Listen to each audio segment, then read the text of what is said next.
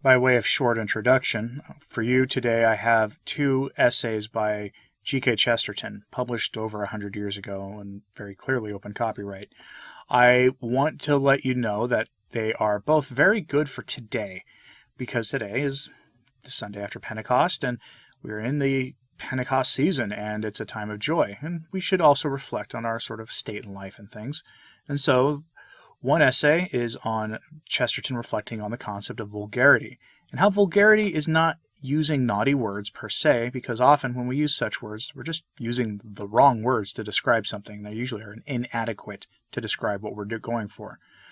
Rather, vulgarity goes into what a person is. It's usually behavior that shows more about the person, and it's just grossly inappropriate to the situation rather than words. And the other essay I have from him, also short, is on the concept of positive and negative morality, the thou shalt versus thou shalt not debate that we sometimes hear in moral debates. So both of these are good for our time, and I hope you find them useful. Have a blessed Sunday. On Vulgarity by G.K. Chesterton. Most of us have wondered if we could find a real definition of vulgarity, for it is generally difficult to destroy or even to defy a thing that we cannot define. I suspect to begin with that we should discover, in the case of this word, a difficulty that exists with regard to a great many modern words. They were invented after the age of doctrine and definition. They are at best artistic and atmospheric. They have come to stand for strong impressions which are real enough, but to stand for them merely as symbols, something poetical, sometimes arbitrary and accidental. And I rather fancy that in the case of vulgarity and other verbal symbols, we should find that the inquiry ended in an odd way. When we had really managed to put into other words the thing we meant by this particular word, we should probably find that it was a very incorrect word for it. Thus, vulgarity, as a vice which we can not feel rather vividly, I should imagine, in the affairs and fashions around us, is not really connected with the ancient vulgus, not even with the profanum vulgus. The mob has its own vices, but it is not necessarily vulgar. The mass of mankind has its own weakness, but we do not necessarily feel those weaknesses as vulgarizing. The particular thing we mean, or at any rate the thing I mean, when I use this word, is something much more subtle, and certainly much more poisonous. But I really do not know any other word for it. I could easily give examples of it from the press, but this would be a rather cheap and unfair way of filling pages in this book. So, with a full sense of the rashness of what I am doing, I will make an attempt to state the real nature of the thing I call vulgarity, and I wish I knew a worse name for it. What I mean by vulgarity is this. When 6 men stand up and we suddenly see that one of them is rather short, we're startled to find he is so stunted. We only realize that he is stunted because he is standing up, because he is stretching himself to full height. Similarly, when the mind of man stretches itself in order to show off and is still stunted, that is the revelation that I mean. It is by the showing off that we see how little there is to show.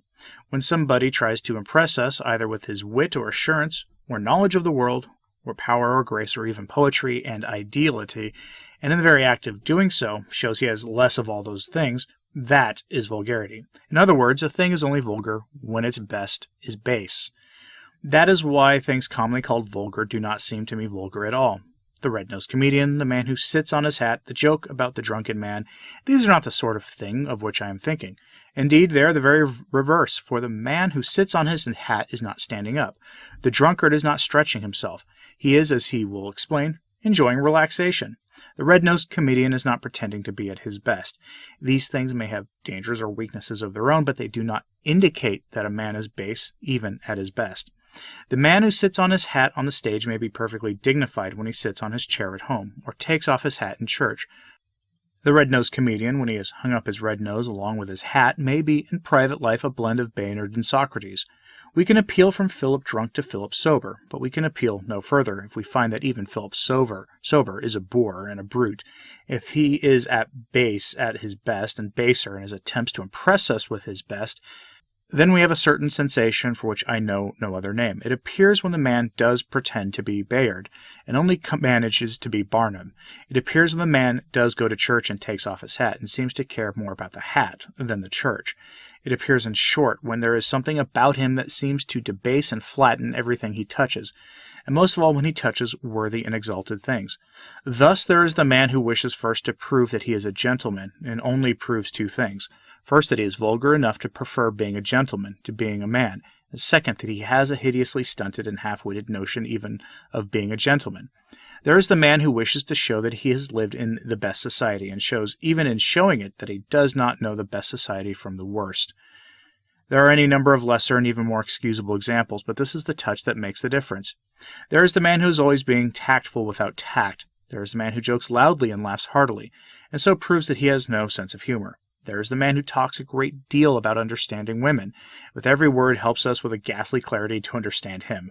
There is the man who tells stories of the wonderful affability and friendliness of very rich men he has known, and thereby reveals his secret faith, that rich men are gods and that he is an unfortunate favorite of the gods. And all of these men have the mark that I call for convenience vulgar, the mark that they give us their own moral and spiritual measures by stretching themselves to their full stature. If they had been a little lax and casual and humble, we might never have found them out. But if they had not been so clever, we might never have known that they were fools. If they had not been so gentlemanly, we should not have seen that they were cads. Negative and Positive Morality by G.K. Chesterton. A vast amount of nonsense is talked against negative and destructive things. The silliest sort of innovator complains of negative morality and compares it unfavorably with positive morality. The silliest sort of contrarian complains of destructive reform and compares it unfavorably with constructive reform. But the innovator and the contrarian entirely neglect to consider the meaning of the words yes and no. To give the answer yes to one question is simply to answer no to another question. To desire the construction of something is to desire the destruction of whatever prevents its construction. This is particularly plain in the fuss about the negative morality of the Ten Commandments. The truth is that the curtness of the Ten Commandments is an evidence not of the gloom and narrowness of a religion, but of its liberality and humanity. It is shorter to state the things forbidden than the things permitted, precisely because most things are permitted and only a few things are forbidden. An optimist who insisted on a purely positive morality would have to begin by telling a man that he might pick dandelions on a common and go on for months before he came to the fact that he might throw pebbles into the sea. In comparison with this positive morality, the Ten Commandments rather shine in that brevity which is the soul of wit. But of course the fallacy is even more fundamental than this. Negative morality is positive morality, stated in the plainest and therefore the most positive way. If I am told not to slay Mr. Robinson, if I am stopped in the very act of doing so, it is obvious that Mr. Robinson is not only being spared, but is, in a sense, renewed and even created.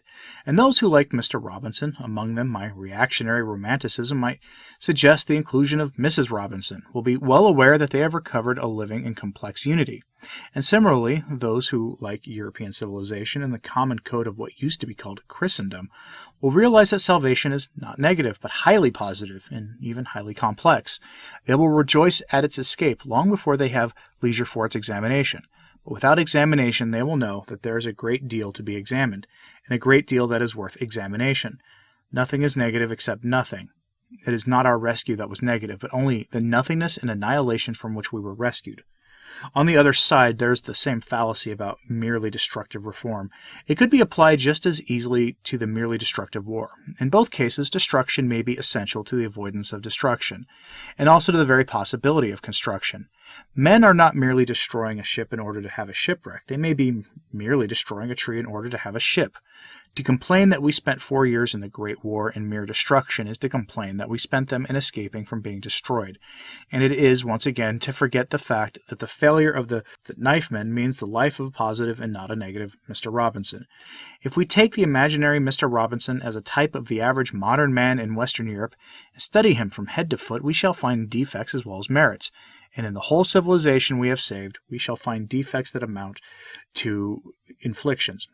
Its feet, if not of clay, are certainly in clay, stuck in the mud of materialist, industrial destitution and despair.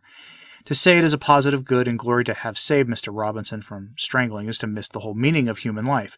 It is to forget every good as soon as we have saved it. That is, to lose it as soon as we have got it. Progress of that kind is a hope that the enemy of faith, and that of faith is the enemy of charity. When our hopes for the coming time seem disturbed or doubtful, and peace chaotic, let us remember that it is really our disappointment that is an illusion, that is our rescue, that is a reality. Our grounds for gratitude are really far greater than our powers of being grateful. It is the mood of a noble sort of humility, and even a noble sort of fear, that new things are really made. We adorn things most when we love them most, and we love them most when we have nearly lost them.